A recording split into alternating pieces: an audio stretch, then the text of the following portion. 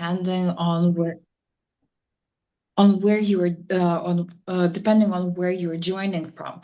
My name is Grażyna Bielosova, and it is my distinct pleasure to welcome all of you to the inaugural webinar, which brings scholars from what we call the Ruta regions, or East Europe, Central Europe, um, Caucasus, the Balkans, as well as North Asia into conversation with Latin American scholars. Today with us, we have Professor Olga Onak from University of Manchester, who is the very first person in the English-speaking world to have the title of the full professor in Ukrainian politics. Olga is also a distinguished consultant and expert in Latin American and East European relations. We also have Dr. Manuel Perez Gil, who is a sociologist and a scholar who works in Chile and has made it his life goal to change the Russocentric narratives that often dominate Latin American academia and offer a more balanced perspective. We also have Assistant Professor of Latin American Politics, Yeva Gedritita, who is teaching at Vilnius University International Institute of International Relations and Political Science. One of the things that I would like to say is that this is the first webinar out of 3. There are going to be more coming in the future. So I would highly encourage you to register for Ruta's newsletter and to follow us on social media so that you can stay informed about the next events, as well as many other conversations with scholars from around the world and from the Ruta regions. And so today I would like to begin this by asking all of the participants to share their initial remarks about what it is that we misunderstand about each other, or what it is that we do understand about each other when we enter into dialogues between East Europe and Latin America. And Olga, let us start with you. Well, thank you very much for inviting me and to my fellow panelists. I hope this is an interesting and productive conversation, which we did not prepare in advance, so who knows what will happen next. It is a particular pleasure to be speaking to you all with this intention of bringing in 2 regions that I've studied for the past 21 years. So 21 years ago, when I embarked on my graduate study and I said that I want to compare East Europe and Latin America as a political scientist, um, it's not that it wasn't done at all. At all. That's not true. It just wasn't done regularly, and it wasn't something that was prominent. And I think most folks don't know, because they might know me as the Ukraine expert. They don't know that I, in fact, came to this from the Latin American side first. And I worked with the UNDP covering the region. And then I started my postgraduate work solely focused on Latin America. And it was in that time when we were studying things that are supposed to be comparative in nature, like the authoritarian legacies and transitions that are triple or quadruple transitions in across the regions. The nature of protest and citizen engagement in societies across these 2 regions, the import of political economy and its influence, both in transitions to democracy, but also the development of these various countries across these regions. Repeatedly, you saw that these are themes and points of empirical interest that are not necessarily speaking to each other all the time, but are happening simultaneously. In fact, the third wave democracies, as we know, are happening simultaneously in both regions, or the democratization turn, as it was known. And here is something that I will start off with. Scholars of Eastern Europe,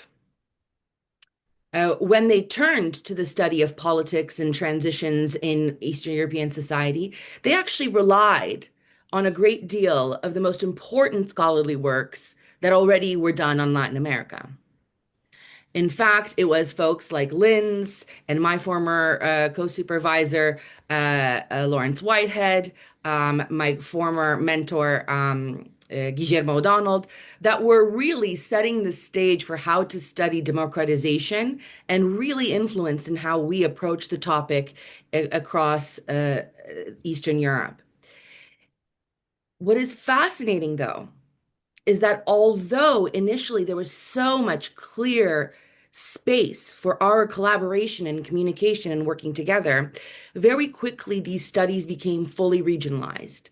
And folks wanted to focus more on what differentiates the study of these two regions rather than what is similar over time. So instead of focusing on the diverse authoritarian legacies across Latin America and across Eastern Europe, a distinction was made between the very specific nature of, or the very perceived specific nature of post-communist or post-Soviet, post-socialist legacies, whereas this assumption that some of the things that we are saying or calling post-communist, post-socialist, post-Soviet legacies are not present across Latin American cases, and certainly treating the types of authoritarianism that countries experience across Latin America as something that is similar in nature across the board. Another thing that we also were very interestingly miscommunicating about is this belief that, at least initially, East Europeans aren't protesting like the Latin Americans because, well, not only this communist legacy, but, there's different cultures involved. And of course, these cultures are static across one region and static across the other. And hence, they might explain why we see variation across regions.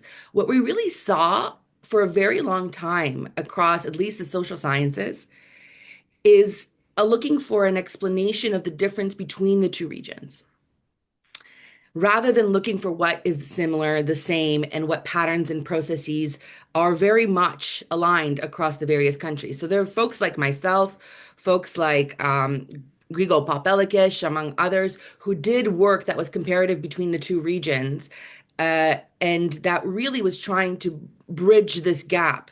Later work about legacies of different authoritarianisms was also done by Josh Tucker and Grigo Popelikish. But again, we found some things that were incongruent, some things that were congruent. And here was the one strange thing in this diverse study that I found particularly troubling is how East European scholars spoke to me about comparison. And I won't tell you who, and I won't tell you when, and I won't tell you anything that could possibly identify these individuals. But I had multiple individuals, not from one country of scholarship, not from one country expertise, tell me, do you really think that us and the Latin Americans have things in common? And I sat there with my mind blown. That's not ordinary citizens that may or may not have the correct full picture education, access to textbooks and articles and so on, that they might say something so strange. These were scholars that deemed themselves to be comparativists across their various subfields. And then specifically when there was a discussion of Ukraine and Argentina, there somebody also said something of this nature. And I just thought to myself, if only they had a chance to travel to Buenos Aires once in their life, they would not only see all the similarities between these two countries that I had to painfully learn with my very poor Spanish initially 20 years ago. Hopefully, that Spanish has improved over the last 20 years. But they would also see that Ukrainian democracy would have a great deal to learn from Argentine democracy. So I'm glad we're in a different place in time. I'm glad that there is more openness to between region comparative research.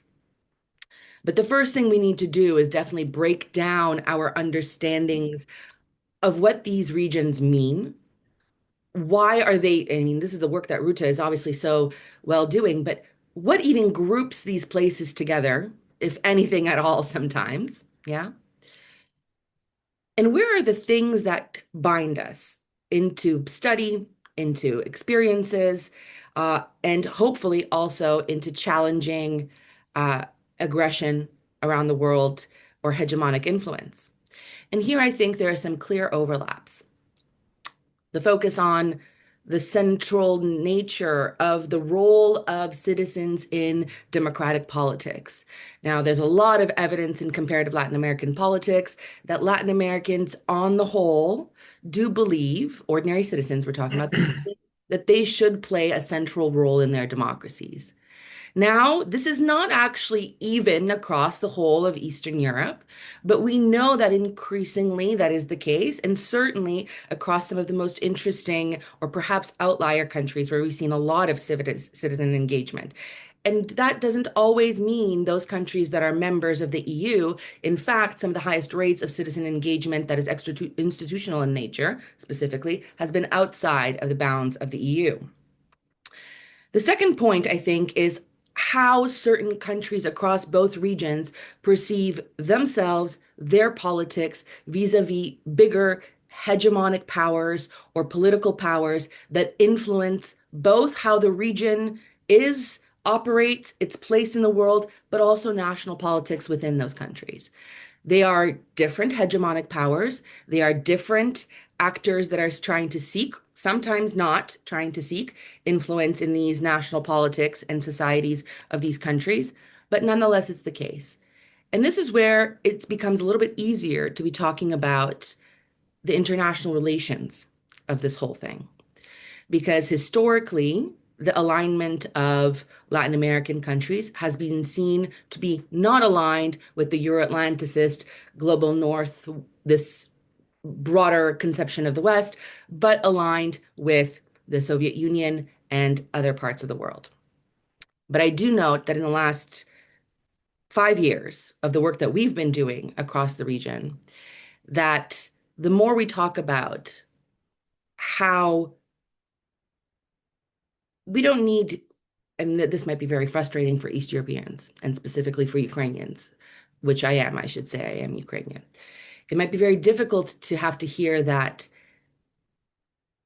the way that we perceive Russia, the United States, the EU might not be the same, but the injustice that is felt when strong armed politics are being used within a region to influence national politics and change the lives of the citizens that live in those countries, that's where the conversation starts.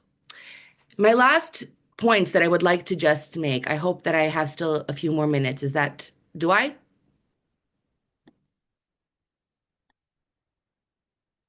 So I would Please just do like to go ahead. show, yes, okay, great, wonderful. You do see my slides, I hope now. And hopefully you see them in full screen now. A thumb up from somebody that I can see. Yes? Okay. Can you not see them? Okay. You can see them. Can, Resume. it's all good. You can. Okay, good.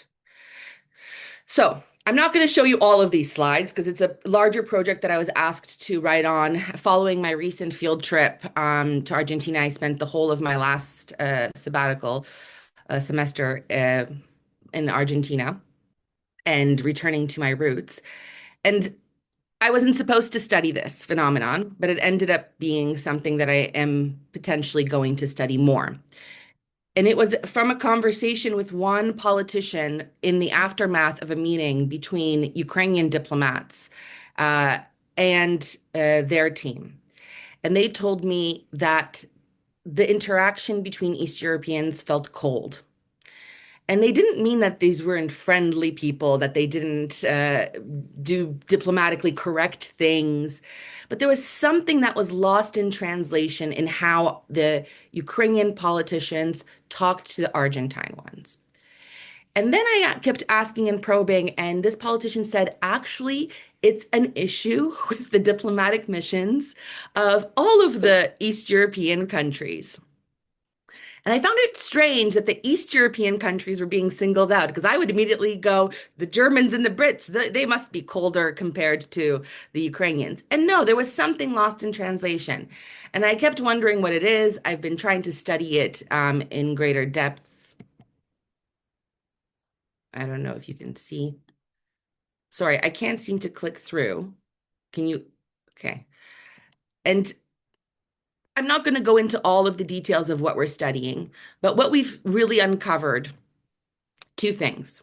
There's a perception of Latin America in the context of the Russian war against Ukraine that there is non-interventionism as the mainstay of the regional IR ideology compared to other regions across the world when it comes to Russian aggression in the European context.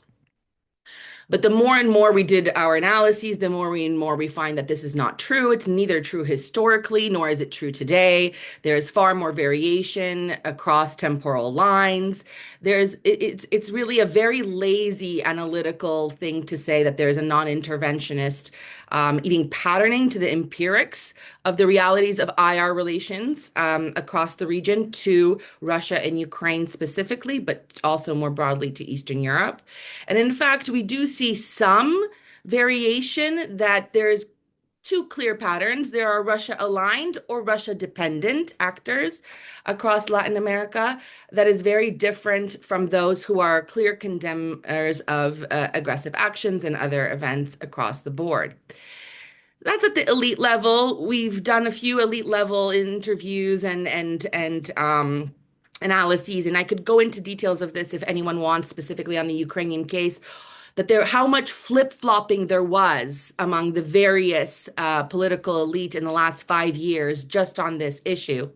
But what is fascinating from a person who studies the citizen side of things in political science is that this flip-flopping at the elite level across Latin American countries not only seems to follow a similar pattern to what ordinary citizens think, their views on Russia, for instance, or on Ukraine, or on the war, or on Putin, but something even more interesting.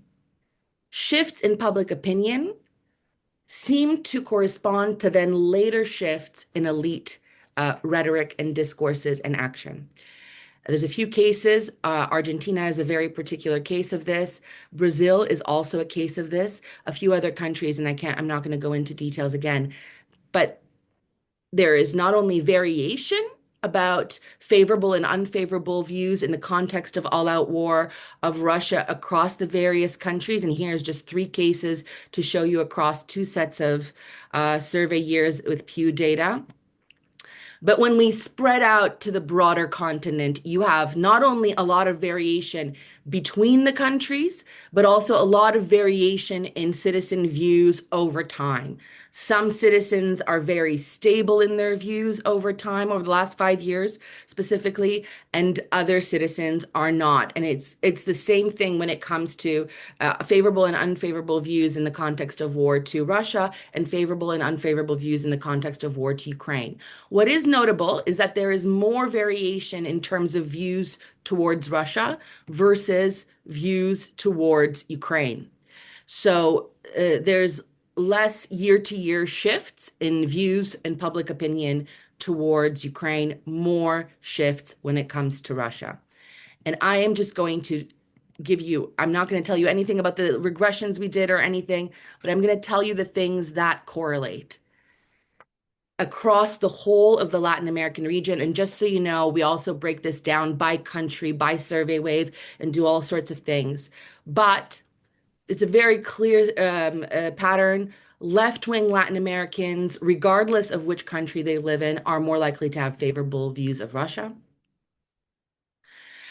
TikTok users, out of all the various social media usage, TikTok users are more likely to have favorable views of Russia given the context of the war. But also here is something that people need to hear a little bit more about. Perceptions of good economic ties are actually very strongly linked to increasing positive views of Russia given the context of war.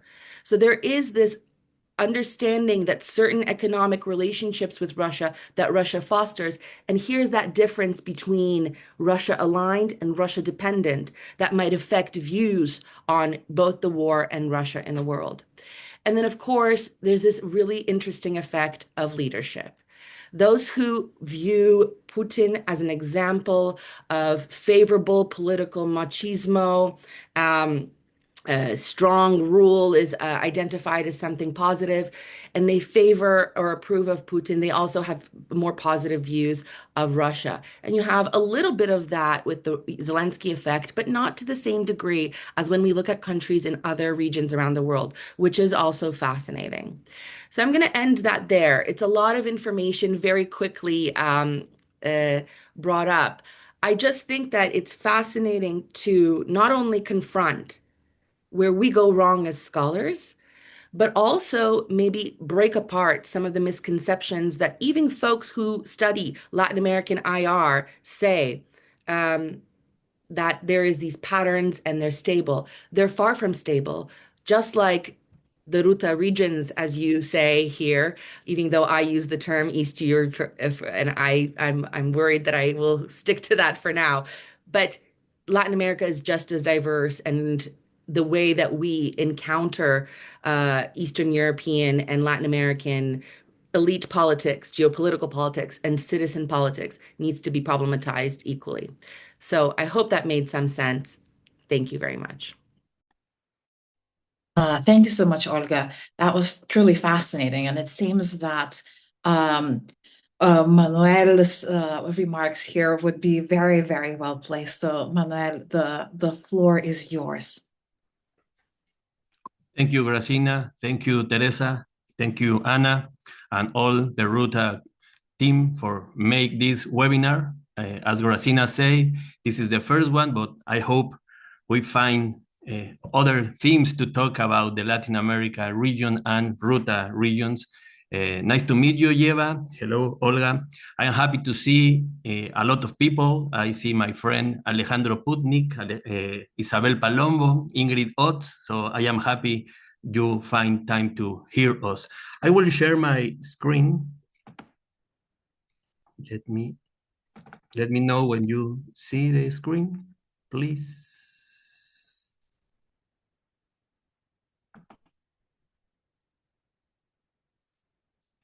Can you see it?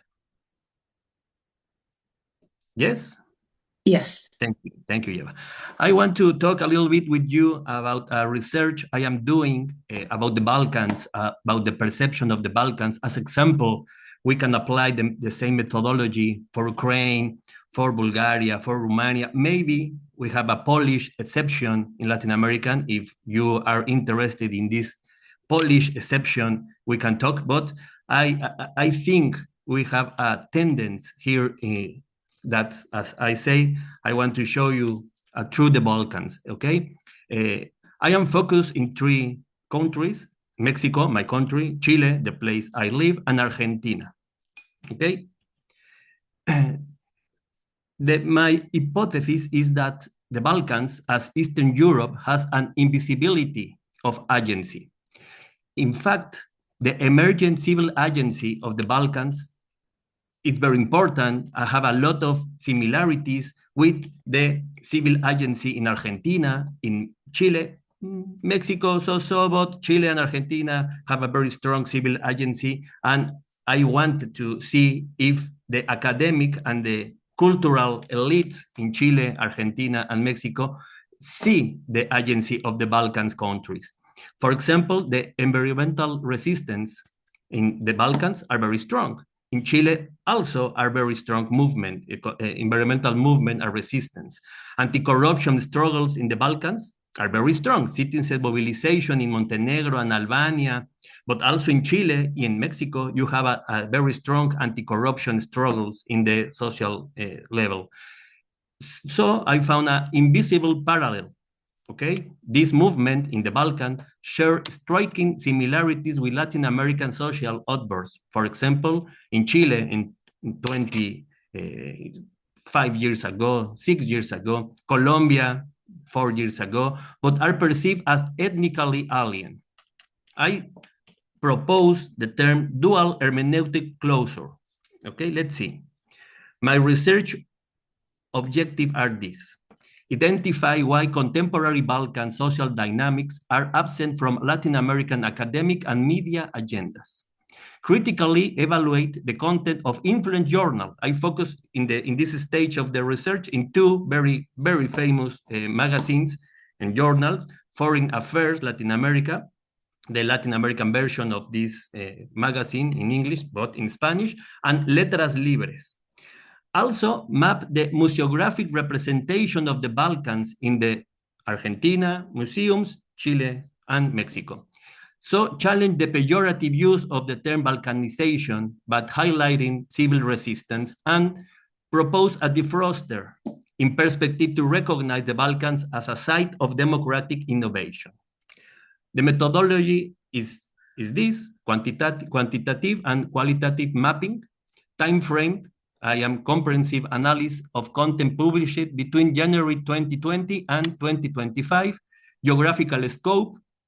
I take it in account all the Balkan countries, especially Croatia. I want to talk later about the Croatian immigration to Latin America because it's very interesting. The media selection, why I select Foreign Affairs Latin America and Letras Libres, because their high circulation and academic prestige. And a museum survey, directly verification via official registers, email, phone contacts across Chile, Argentina, and Mexico. Some of the findings. Limited coverage. In 5 years, only a handful of articles were published exclusively on the Balkans. 1 in Foreign Affairs Latin America and 4 in Letras Libres. Topic clusters. The mention of the Balkans are usually tending to be linked to NATO, the war in Gaza and Ukraine, or European election, not by themselves. Academic void, a notable lack of specialist academic bibliography and articles published by Foreign Affairs Latin America. For instance, the only one that covered the mobilization in the Balkans was this article of Mauricio Aceves, The Balkans Facing Enigma and Intervention. And for Letras Libres, tend to offer a more cultural approach, not academic or intellectual. People like Slavenka Drakulic and Milorad Pavic.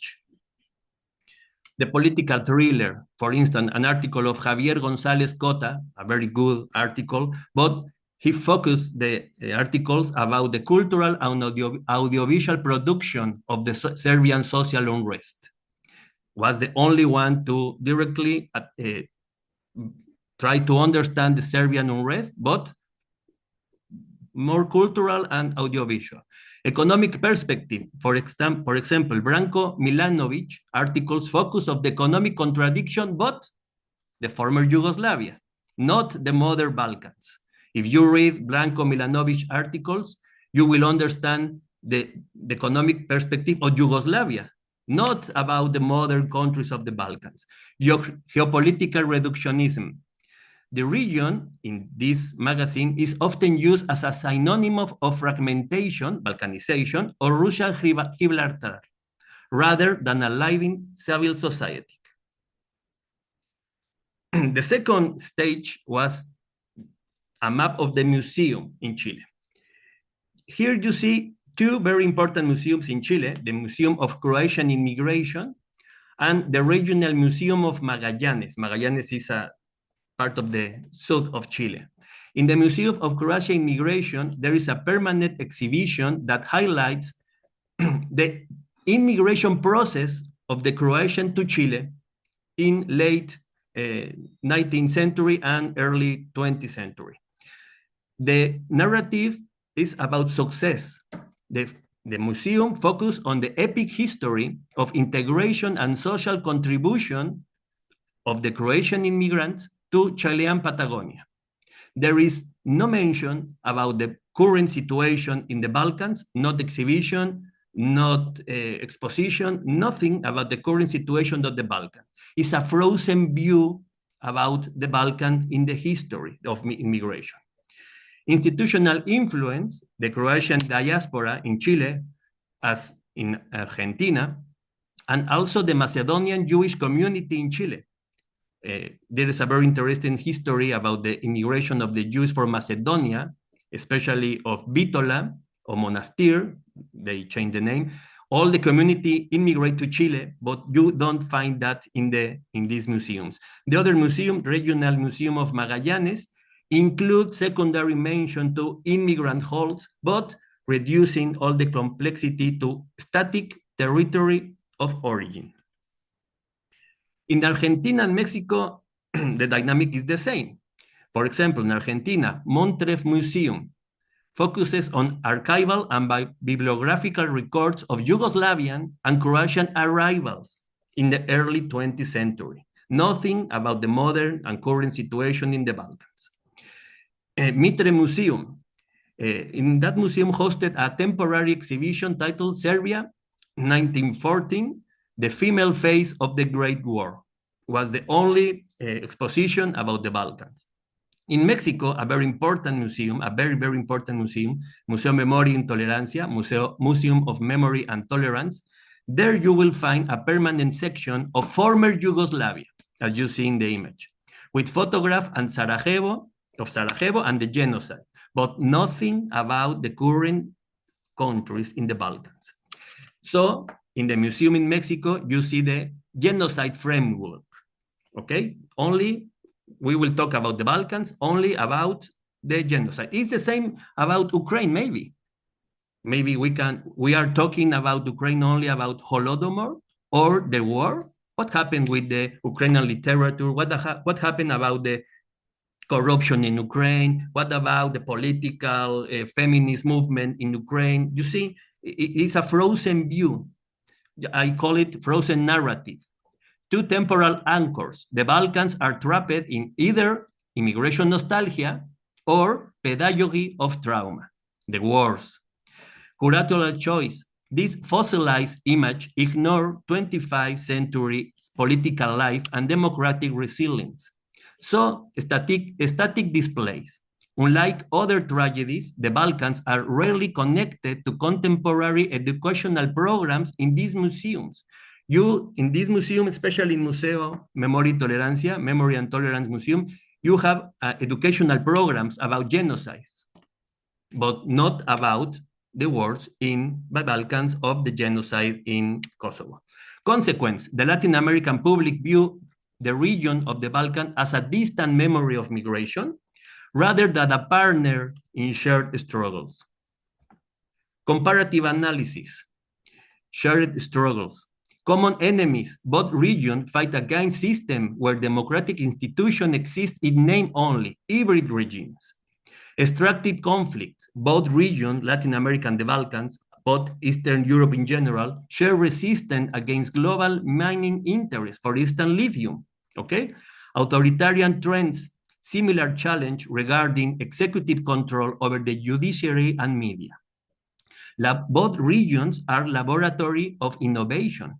The Balkans, so, should be viewed as a laboratory for democratic innovation rather than a failed state. Here we have a very important asset, the diasporas, okay? The Croatian diaspora in Argentina, the Croatian diaspora in Chile. We need to defrost the view. We must move on beyond fossilized view to engage with the current Balkan civil society. So we need an educational shift. Academic journals should incorporate more local Balkan voices and especially bibliographies. Here we have a very huge dialogue potential. Building a truly South-South bridge allowed for shared analytical frameworks regarding corruption, environmental, feminist movement, gender struggles, etc. Capacity building. There is a critical need to train Latin American specialists in contemporary, not just historical Balkans studies. The final reflection, we need to move it from Balkanization to Balkan mobilization. If this exposition was about Ukraine, we need to move more beyond the war, beyond the Holodomor, of course, taking into account, but we need to start to understand the really political and social and economic dynamics of Latin America there and Balkan and Eastern Europe here, connecting the struggle for memory with the struggle for the future. Thank you very much, my friends.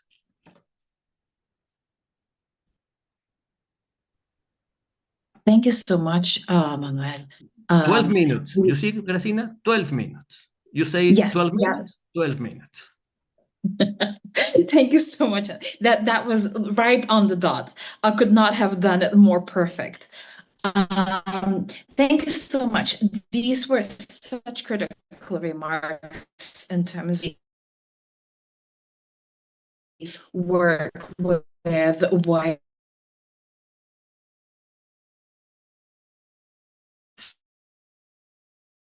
top the ocean once again and east. And Yeva, I would like to invite you to sort of set the stage from your work. Yeah, thank you very much. First of all, thank you for inviting me. Second, I often pride myself to be from the country with the best internet in the world, which is a lie, but we always say that. But today is not functioning very well. So, Grażyna, please show in your face when I will sound start switching or something, because I'm between two devices trying to switch here and there.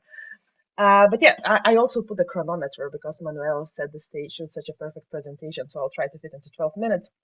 And also, I am a little bit ashamed to a certain extent to be here because I do not really research. So Olga and Manuel presented a very thorough research of very exact, precise topics.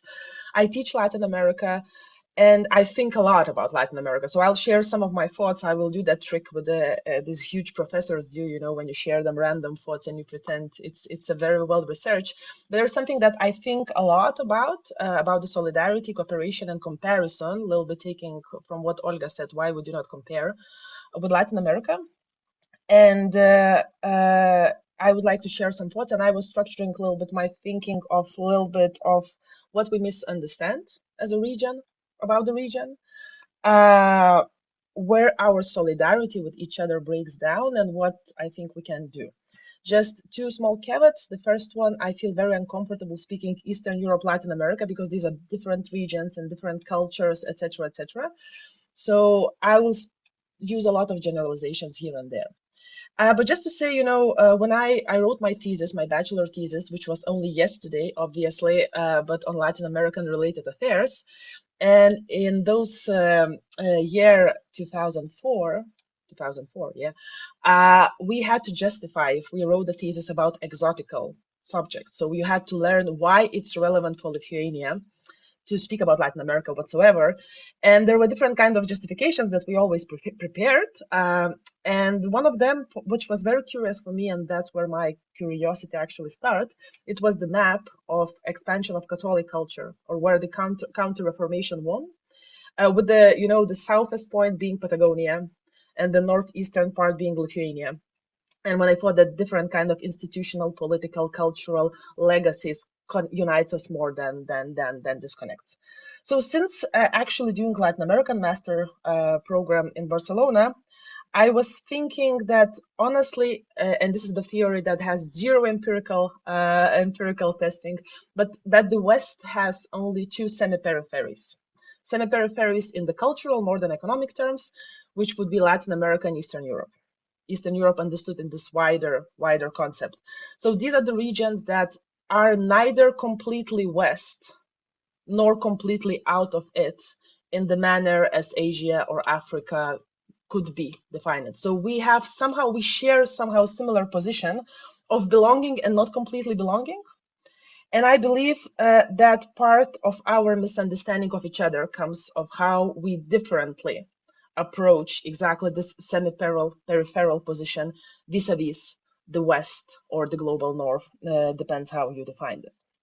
So often you may assume, and that's my frustration, I focus on asymmetrical power relations.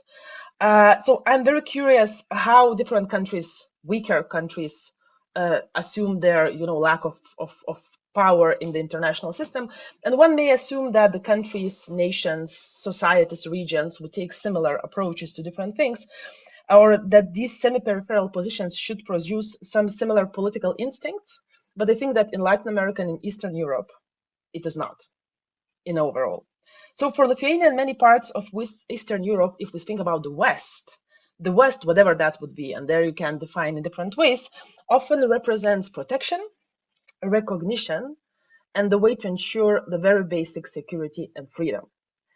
And it was not only the center that looked down on us, and only, I would say, rather recently we start talking about this aspect of being somehow, looked down as a Eastern Europe, as a somewhat backward Europe, as a perfect Europe. But EU and NATO membership, and that's a big debate I had with my Latin American or even Southern European friends. So for us, NATO membership was not abstract ideological preference. This is something that's very in your body. It's linked to the sovereignty, security, and the possibility of not being left alone. But at the same, for Latin America, the West carries different historical weight. And it's not a simple space of protection, but also it's a space of conquest, colonization, interference, and intervention. So when we in East speak about defending the West, especially now in the context of different kind of beginning most likely with a full-scale invasion, Russian invasion, but also through the different other kind of turbulences, some of my Latin American colleagues, they have different kind of perspective, and they say multipolarity works for us. And it does work, and it's hard to discuss about that. So their feeling that the US is much more complex actor in Latin America and it's in Eastern Europe is real. And I think it a little bit explains part of the misunderstanding that we have with each other. Multipolarity, multilateralism, US, etc. And then I also believe that there is a deeper misunderstanding around socialism. So in Eastern Europe, we come from socialist, communist, authoritarian dictatorship. And while in Latin America, there are socialist dictatorships and we see them, many and big share of Latin American history actually was shaped by the right-wing economic and political models that were authoritarian, and quite a few liberation movements and liberation ideas were actually supported by the same Soviet Union or by the people who were aligning, or rather inspiring themselves with some ideas that came from them. And I had the same debate in South Africa, and it was very interesting how actually Ukrainian politicians in South Africa, they started not rejecting that part of history, but they started actually reminding that the freedom fighters in South Africa were trained in Kiev, or were trained by Ukrainian trainers, so not leaving that Russia to take the whole past memory of what Soviet Union meant for liberation in different parts. So I think sometimes, when someone in Latin America speaks about socialism, many people speak about social justice, anti-oligarchic policies, or anti-imperialism, or putting some limitations on the US to a certain extent. It brings to us totally different memories. At the same time, when we hear people in Latin America criticizing, I don't know, capitalism or whatever, we automatically jump to completely different kind of conclusions. And I think this is something where more conversation should be happening. So I believe the history and understanding of these key conceptual or theoretical or ideological concepts or different kind of experience of ideological concepts sometimes lead that we actually speak about similar thing, social justice, more just societies, but then we go to the extremes and look to them from very, very different places. And where I think that our solidarity and dialogue actually breaks down, because I feel that we tend to universalize our own experience. And I think it's common for different kind of places, but once your experience is so ingrained in the way you see the politics, then it's very difficult to move yourself to the other side. And that the fact that the moral map of the 20th century looks very different from Eastern Europe and Latin America, it affects how we see it now. And also, so that there is the structural problem that for many people, Russia is still, for whatever reason, for objective, maybe historical reason, whatever, is situated in the center as a morally just power that's challenges the hegemony, etc., which sounds very funny when you are in Eastern Europe, because you say like, well, I mean, they do not challenge, no power.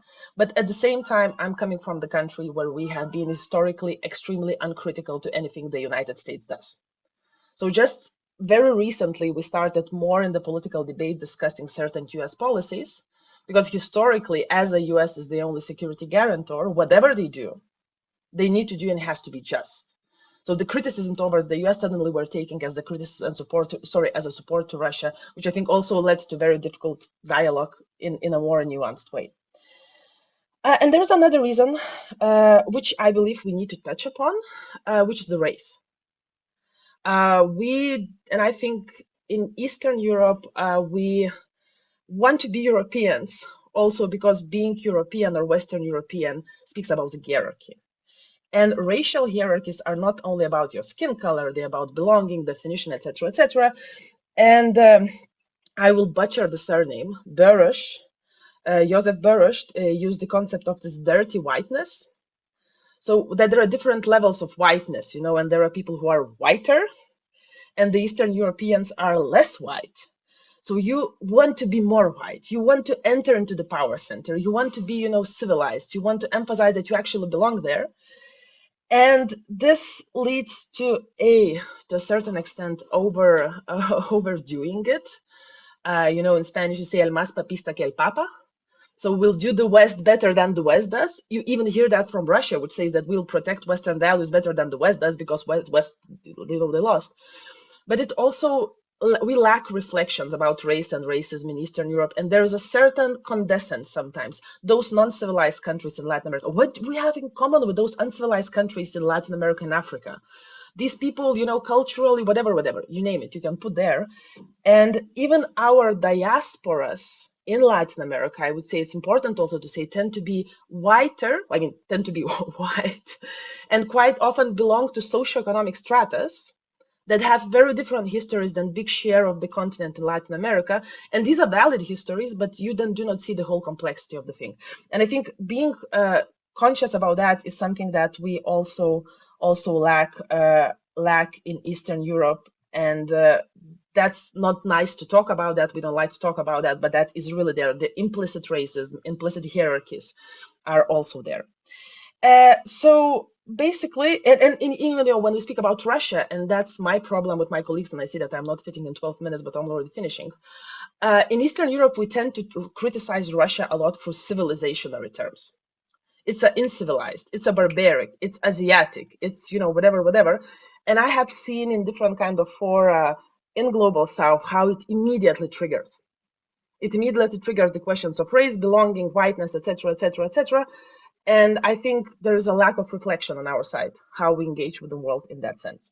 So just a few things, maybe what it remains and etc. So I think, and I really liked what you, Olga, said in the beginning, and you, Manuel, also, in terms that we need to engage with stories. We need to engage with each other. I think comparison is more than meaningful. And comparison not only in searching differences, but actually in searching similarities, because we do have them in different kind of cuts and ways. And this asymmetry, peripheral status, etc., these are the important entrance points and these important controversial conversation points. And we have diasporas, people who talk with each other. We do have more and more Latin American people coming here. And I think we have a momentum, even in the financial and institutional terms, because at least in the European Union, we have this panic that, you know, Latin America or Global South is not hearing us and we need to do something about that, etc., etc. And I think we need to do that because these conversations are meaningful if we're thinking about safer and more just world for semi-peripheral and peripheral states, which at the end of the story, we all are. So that would be it. Thank you.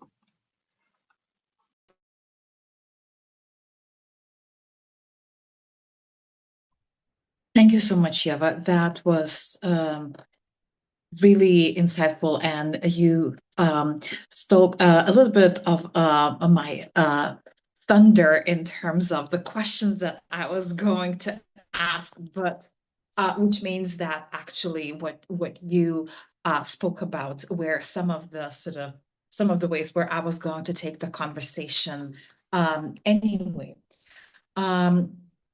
Before I launch into any questions, I wanted to give an opportunity to any one of you, if you have questions or responses, or maybe some kind of amendments for each other, to give you the chance to respond.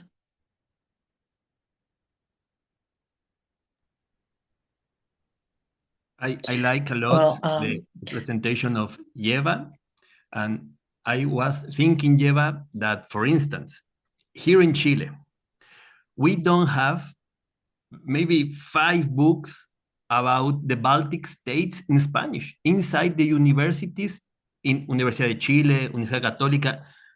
So if we cannot find books in Spanish for the students in Chile, how can we connect and create solidarity and understanding with Lithuania or Estonian, etc.? So maybe we need to rethink the academic situation in Latin America about the Balkans, about the Baltics, about Ukraine for the invasion. If you see the academic production about Ukraine before 2022, nothing.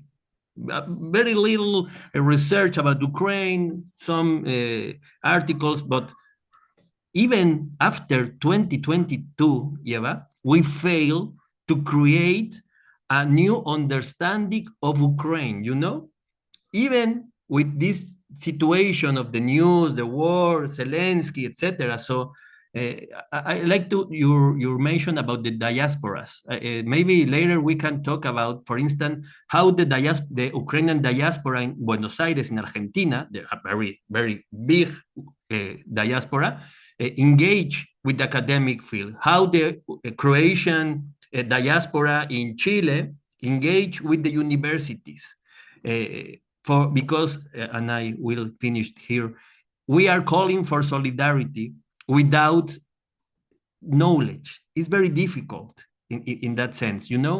Talk about Lithuania in Latin America, it's very exotic, you know, because I have more books in my library here in my house than in my university about the Baltics. I have to bring my books to share with my students in my university. So it's a very difficult situation to create solidarity, empathy, and etc., without the minimal knowledge. So thank you for your presentation, Yeva.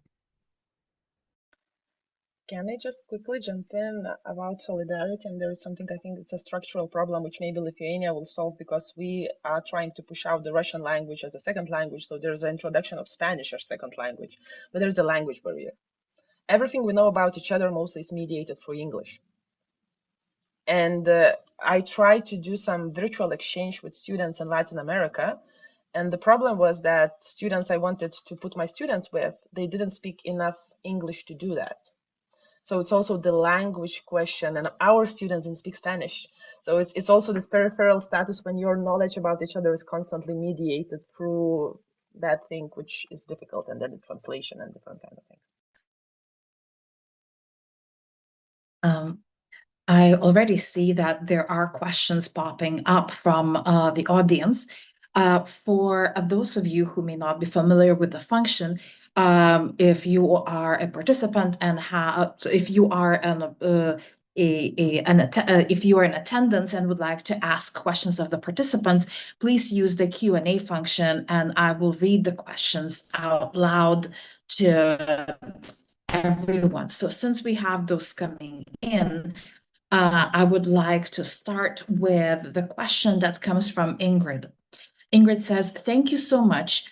Thank you for such interesting talks. After listening to your interventions, I was reminded of the famous phrase, democracy dies in darkness, and thought that one could perhaps also say that mutual understanding dies in silence. I would be very interested to hear which projects, initiatives, or networks you see as most successfully linking Eastern Europe and Latin America today, and what you consider their main contributions or strengths to be. So this is, I guess, a question to all of the participants. So feel free to unmute yourself and jump in.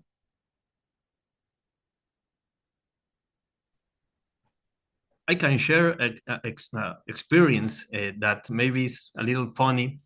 When I tried in Mexico to motivate my students to learn about the Caucasus, about Armenia, Georgia, Azerbaijan, the issue of Nagorno-Karabakh, etc., the first thing that I made was a culinary exposition.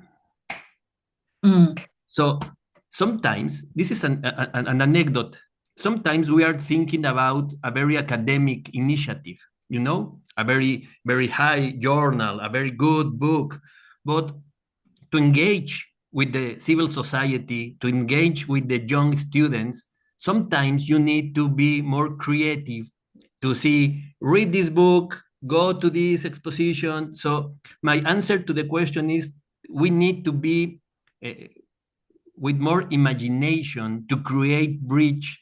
And after that, start with the academic work, in my opinion. Because if you start with the academic elite, you narrow the scope of your impact. You need to open to the, for me, the museums are very important. The people in Latin America, there is a data, uh, go to the museums in Chile, in Mexico, in Argentina. Mexico is one of the countries with most museums of the world. You have Museo de la Mujer, Museo de la Migración, Museo de las Etnias Nativas. So you have a lot of museums. You need to exploit that. And after that, start to think about the academic level or political level, etc. So that's my opinion. Other college thinks otherwise.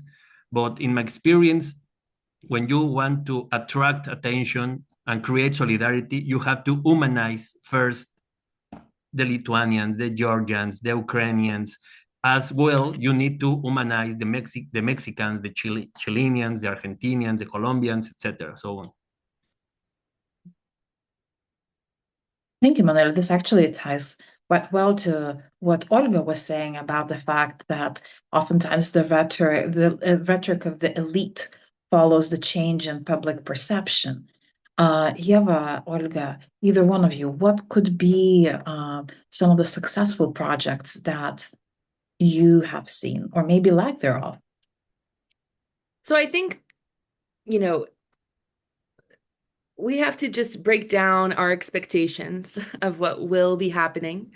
And we also need to realize that different sectors, different types of leaders, different types of citizen organizations will be working in different spheres, right? And so just because our conversation already, there's one thing when it comes to scholarly work, before I talk about successes, we need clearly more scholarship of Latin America across Eastern Europe. And I'm happy to say vice versa, but I think for those who are specifically in Eastern Europe, it is shockingly poorly done for the most part.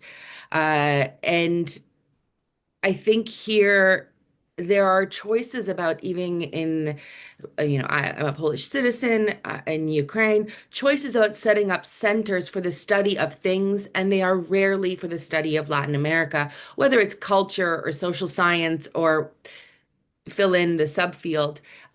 In fact, in Ukraine recently, there has been investment in things.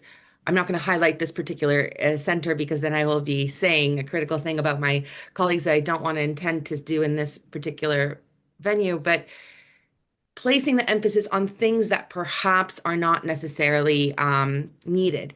Because there's two things. You need to have the academic level scholars' expertise developed so that politicians can develop the right kind of public diplomacy and exchange endeavors that Manuel was just talking about, so that more citizens are traveling to the region, that more citizens are going to the museums, that students, like Yeva was talking about, are exchanging in a, there needs to be, for all that to happen, you actually do need people to teach people about the language, about the places, and you need expertise. And so that needs to be developed more. And I think that might be an issue across a lot of continental Europe, actually, not simply in Eastern Europe. Whereas in the Anglo-Saxon tradition, there is more area studies of different regions. And I think Germany is particularly strong on Latin American studies, I should say, though. So I think there needs to be teachers who teach, and then the public can be, involved in various intercultural exchanges that are then led by politicians who have received that education. So one of the things when I'm working with diplomats across the whole of Europe, and we're talking about public diplomacy in the global South more broadly, then in Latin America specifically, then in Chile or Argentina or Mexico or Venezuela or whatever specifically, there is just a paucity of knowledge. And so that's a bigger global systemic thing. In terms of successes, I think there are person-to-person networks that are smaller in nature and very successful. I think there are individual government initiatives that are particularly successful. But I also think that on a macro level, the EU's attempt to push through closer, maybe first it will be economic ties, but nonetheless, between the EU and Latin America will also have knock-on effects.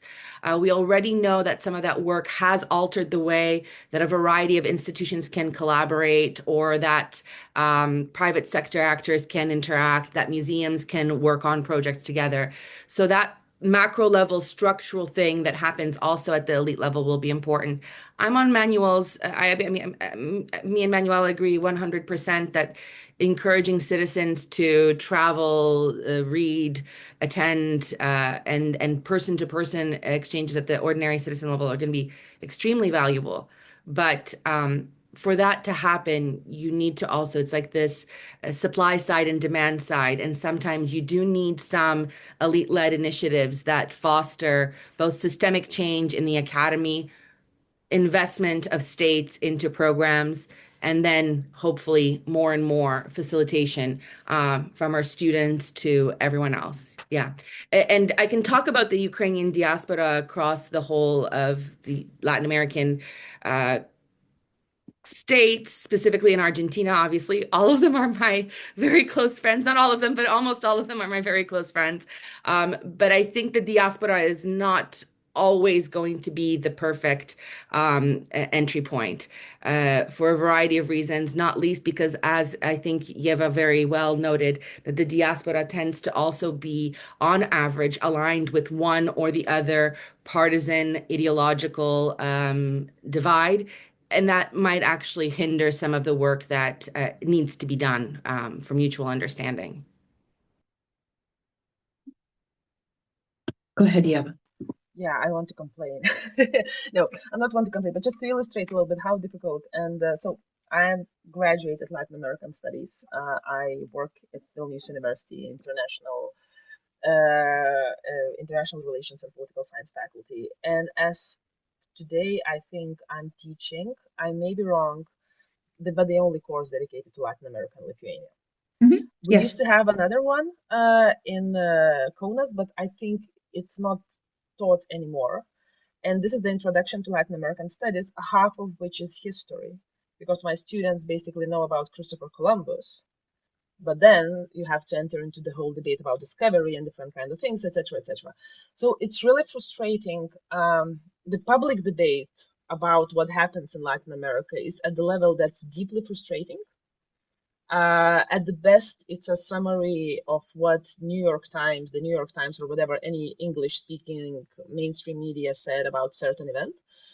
And as a scholar, then it's really difficult, and you get tired because you are constantly, to a certain extent, undernourished in the lively, exchange. So I did Fulbright in the U.S. because I actually work on Central America to begin with, to go more into the niche of the niche of the niche. So where I'm saying that I try to find networks that would be accessible for me as a still rather young scholar from Eastern Europe, and I find that Poland actually has a vivid Latin American study community that's pretty open and pretty moving, and we do conferences and the books together, etc. What Olga said, Germany with Giga, with the area studies, etc., that have their own tradition, which are open, and they come in, etc., etc. And I think even at the scholarly level, I am the part of some networks that study Central American, trying to connect Central American and European networks, but these are small. And I also expect that with 2023 new agenda of cooperation with Latin America and this emerging idea that EU has to do something to talk to Global South, there may be some more structured initiatives of outreach, of using Horizon or different kinds of projects for this kind of exchanges. But as for people, and what a little bit what Manuel said, I find that the best thing to do anything is a migration. So when I came back to Lithuania after 10 years abroad in 2016, most likely, there were like 7 Latin American people in the country. I'm exaggerating, but there were really very few.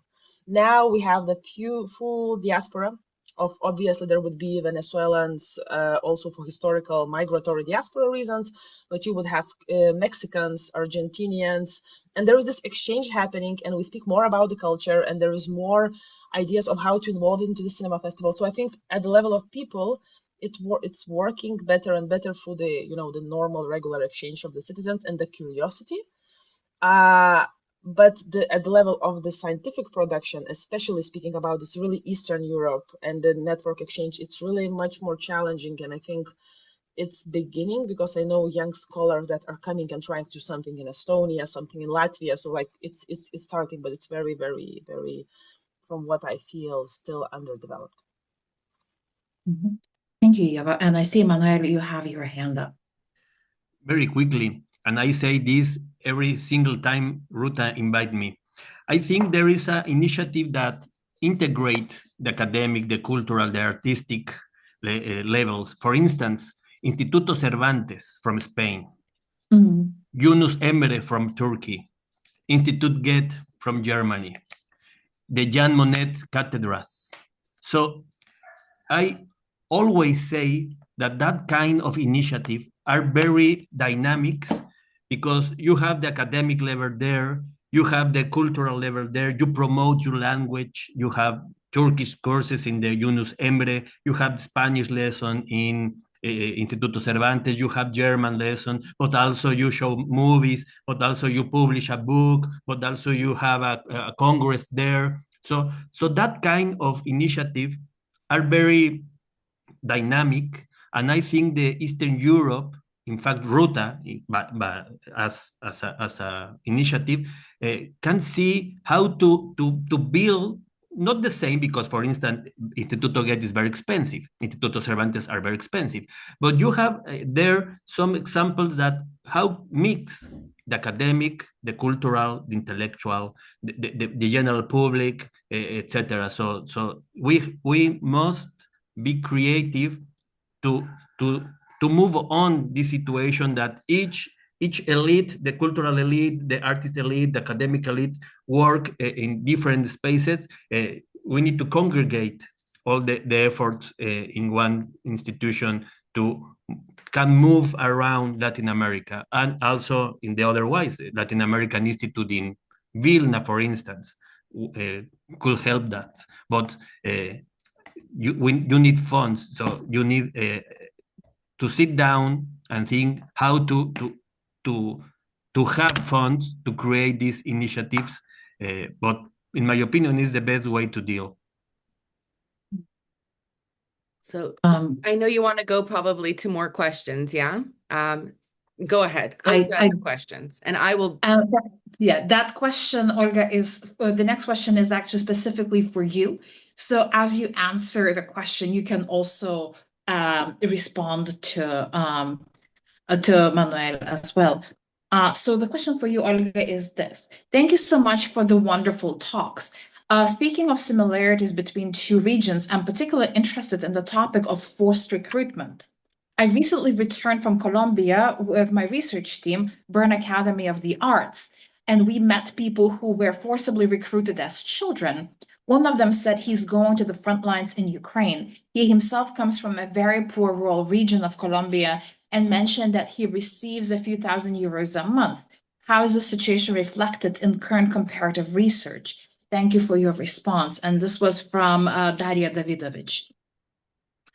Daria, I read your question earlier, and obviously this is not something that I work on, but there is a group of scholars that does work on this, and there are actually very interesting Slovenian and Hungarian scholars that have done work specifically on the Colombian case as well. So if you don't know each other, then you should definitely get to know each other and collaborate. But I do want to highlight one person's particularly named, because I think she's one of the most formidable scholars on the Colombian case specifically, but also this irregular war aspects that this question is referring to. And that's Annette Idler at the University of Oxford. I'm sure you have come across her work, but I think she's also working on projects that are comparative in nature on this topic. But your question just highlights how specifically in the current context, when we have major and multiple theaters of war happening simultaneously across vast parts of our world. We are interconnected, and these things at the very individual level can have obviously tragic consequences for those who are recruited into militia or irregular armies, as it were. But I did want to just when Manuel was saying, I mean, for UNIC is another, it's a coalition of various cultural institutes. There is a Polish institute, there is a Ukrainian institute, there is the Czechs, and so on and so forth. The stuff that Goethe and British Council and others do in the Spaniards, Maison Française. I mean, there's just more money in those places to do this kind of political diplomacy work and fund the various projects. But this is what I was highlighting. The things that actually benefit ordinary citizens on the ground in this nature, this public diplomacy type work or cultural exchange type work, needs to be not only funded by these states, but also needs to be organized by them. And then there's other knock-on effects in these institutions. Goethe is a particularly excellent example of working with the grassroots organizations and citizens organizations. And even how these different institutions perceive intercultural relations, right? British Council is very much focused on intercultural relations that are mutually dynamic, whereas the Goethe Institute has a slightly different approach, and so on and so forth. The Ukrainian Institute and the Polish Institute just have limited funds to do things. So the Polish Institute's capacity, my father was a director of the Polish Institute, so the Polish Institute's capacity to work across Latin America is just so limited, and therefore they are, just like buying books, the British embassy or the British Council can buy books for universities, whereas the Poles just don't have that budget. And when it comes obviously to Ukraine today, even though there is the Ukrainian Institute and it is active and there are major institutes being set up, that too just doesn't have the funding underpinning it. And vice versa. There's a little bit less of that public diplomacy type work being done by Latin American states. And that's also interesting to study from an IR perspective. But yes, so going back to the context of all-out war and the interconnection here, I actually think this case of the Colombian irregular war in the Colombian context, and then the knock-on effects of that, of what happens to later generations, such as the individual you highlighted here, this young person that is now recruited into a conflict, participation in a conflict elsewhere, just highlights actually what Latin American scholarship can directly bring to the questions of Russia's war against Ukraine, and also in terms of the involvement of irregular militias or youth in violence and wars around the world.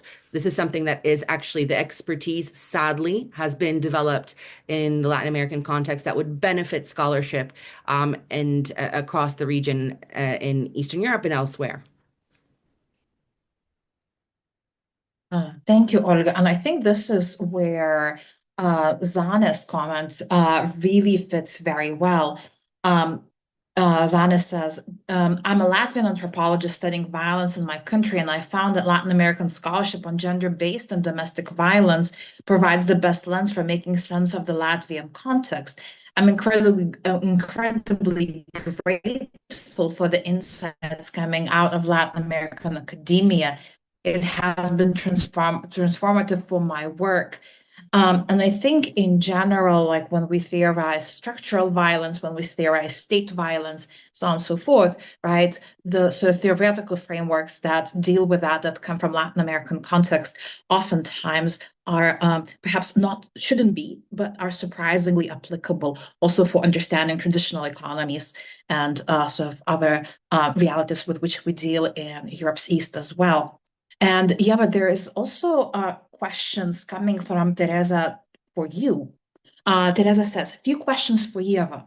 Thank you for the talk. I'm curious about going a bit deeper into the issues you pointed at. When speaking on wanting to belong to Europe for whiteness, could you have further reflections on how these issues manifest generationally? For example, I'm seeing massive differences in regard to age in Europe's East.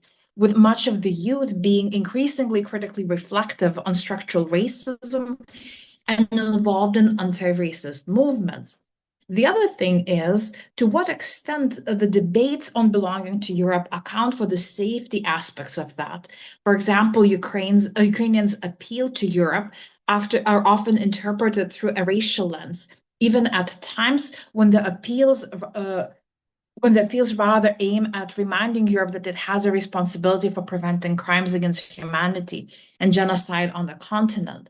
Would you have thoughts on this and how these various complexities also get simplified in ways that at times replicate rather reductivist and generalizing tropes and stereotypes of Eastern Europeans as essential racists? Only that. Easy question. I think a couple minutes should do. Yeah, no. Oh, I mean, there are two things. I cannot say about generations in terms that if you would have asked me this 5, 6 years ago, I would have said that from what I see as a teacher. So I started teaching in 2013, and I mostly teach subjects that one or another way touch upon the questions of race. Because I teach also sustainable development, I teach Latin American studies, I teach foreign policy of global South countries. So, and I know how those questions sounded or landed in 2013, and then I know how they sort of land now. When you have much more perception, students travel, we have student exchange with Latin American countries, with Asian countries, with some of African countries. So there's a much more of that movement that I see it as positively linking. But then, and it's mostly based on the US, so maybe Olga can say something more about that, because the perception, there is this data that indicates that young people move towards more nationalist and more right-wing positions. And I don't know how much it's true for Eastern European societies, but I also see that.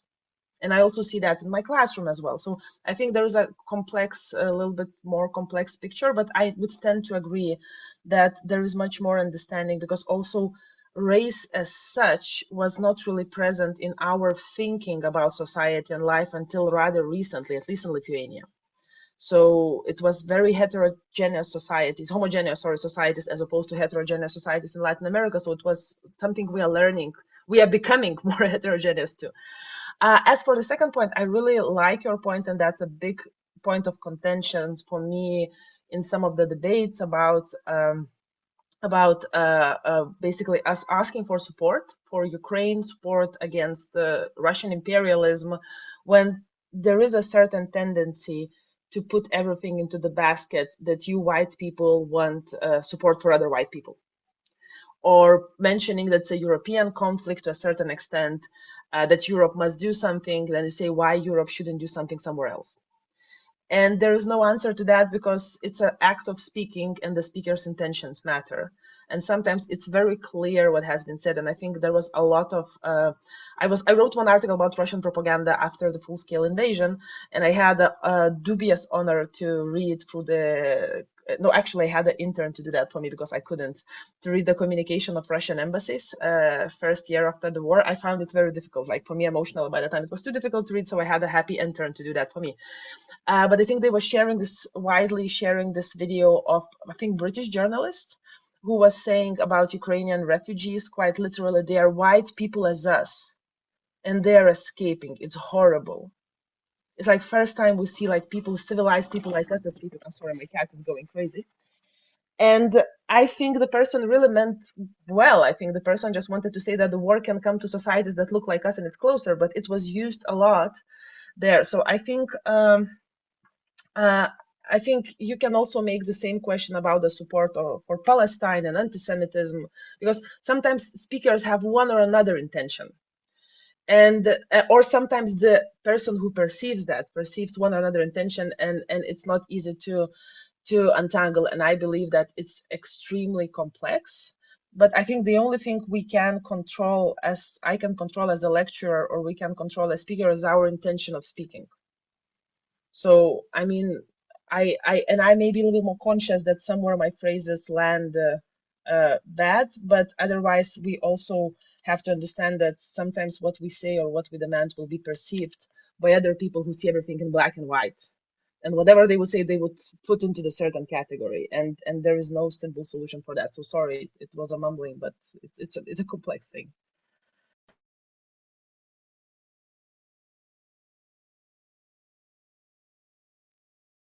Thank you so much. Things that we do see is that actually of migration. So if we look at 2014, 2015, there's a cohort flattening effect based on Eurobarometer and European value surveys because of waves of migration and documented migration. So that's actually an interesting observation. There is one other question that we do have. She says, thank you for this insightful conversation. I'm an IR master's student, and my question to the participants would be related to social mobilization in both regions. How do activists in both regions fight for social justice when their democratic systems feel fragile or deeply compromised, also through a historical and comparative perspective? So could I jump in on this? Absolutely. Yeah. I mean, this is Stella, I saw your question and I absolutely was so thrilled that you asked it because this is the heart of my research, what I really do, right? It all started with studying activism in these two regions, which until me 20 years ago wasn't done comparatively. So I was really thrilled to be doing it comparatively. And I think you wouldn't be surprised to know that the regional patterns map on very well across so the patterns across Latin America from around 1920 and patterns from Eastern Europe from around 1920 of civic engagement, activism, civil society, and protest movements map on in the same waves, in similar dynamics of networks, around similar claims and grievances. And it shouldn't come as a surprise that there are universal things that ordinary citizens care about, even when they are living in very different contexts. So I mean, I could go on and on about this topic at length, but here you specifically highlighted social justice issues that there's obviously a growth in this topic as well across Eastern Europe. But I think I would like to highlight your attention to something else, and that is specifically movements linking up to an earlier question about violence, sex-based and sexual violence across, and the study of gender-based violence across the two regions. And here, this is actually phenomenal to study in consort. So some of the work across, obviously, Argentina, but also elsewhere in Mexico, in Chile, and in a few other country cases, the work that is done on everything from abortion rights to violence against women is really fascinating and very much working in collaboration with activists from Poland, or Femen has traveled and interacted with activists.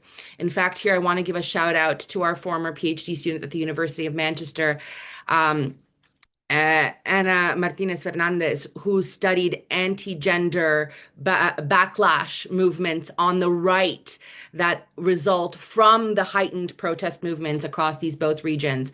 And she focused on places, or she is focusing on places like Poland, Russia, and Argentina, and other cases across the region.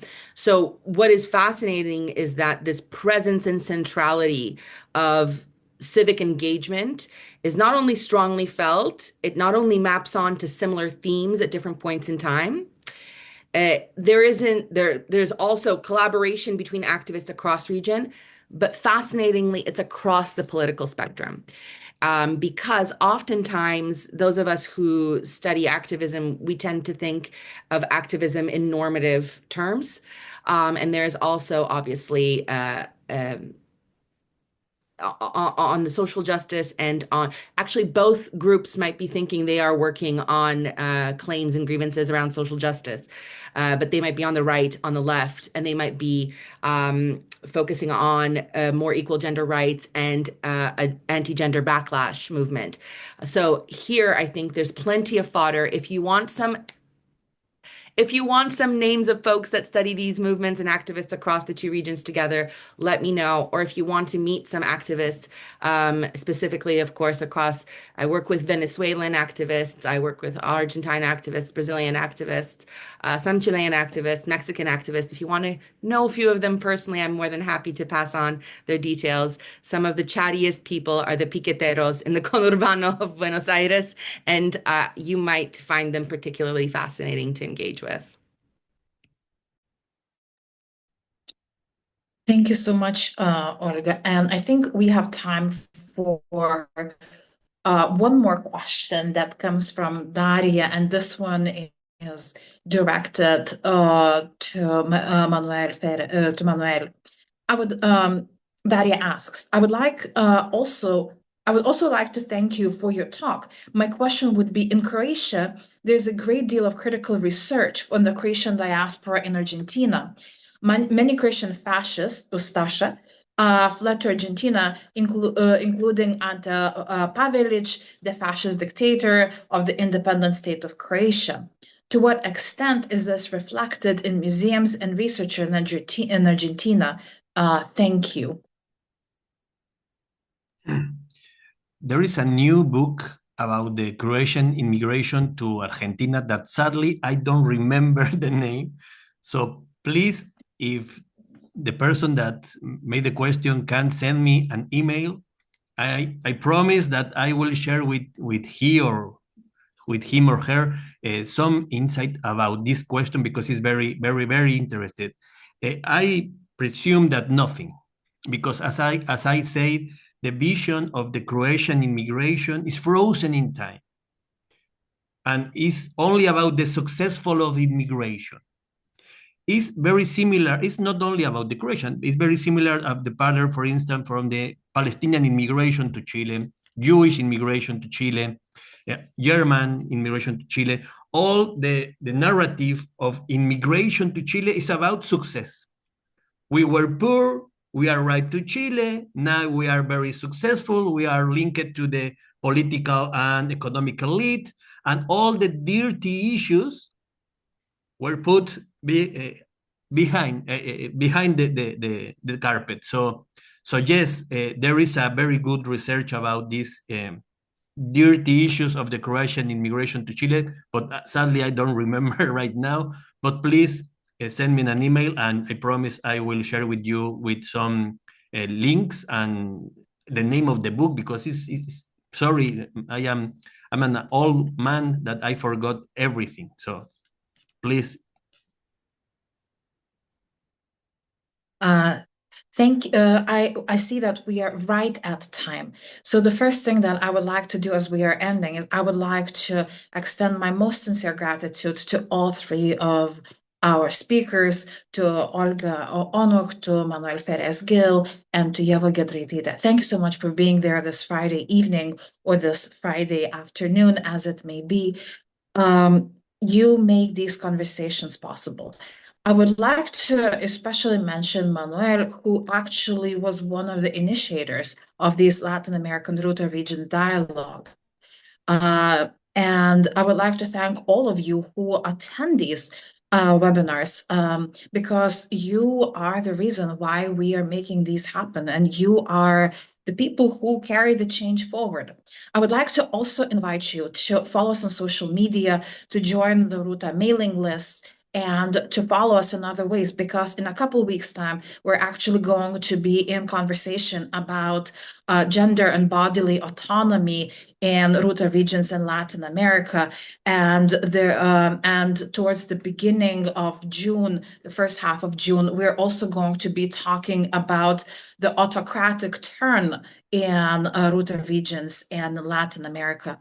So be on the lookout for those events. Also, we have opened up registration for non-presenting participants at the Ruta conference, where many more panels on our region's conversation with all of the world are going to be happening. Finally, I would like to invite you not only to attend, not only to subscribe, but also, as you can, also financially support us, because your financial support, your contributions enable us to create more of these events and to bring them to you. Thank you so very much. And once again, thank you to all of our participants. Thank you very much. Bye. Bye.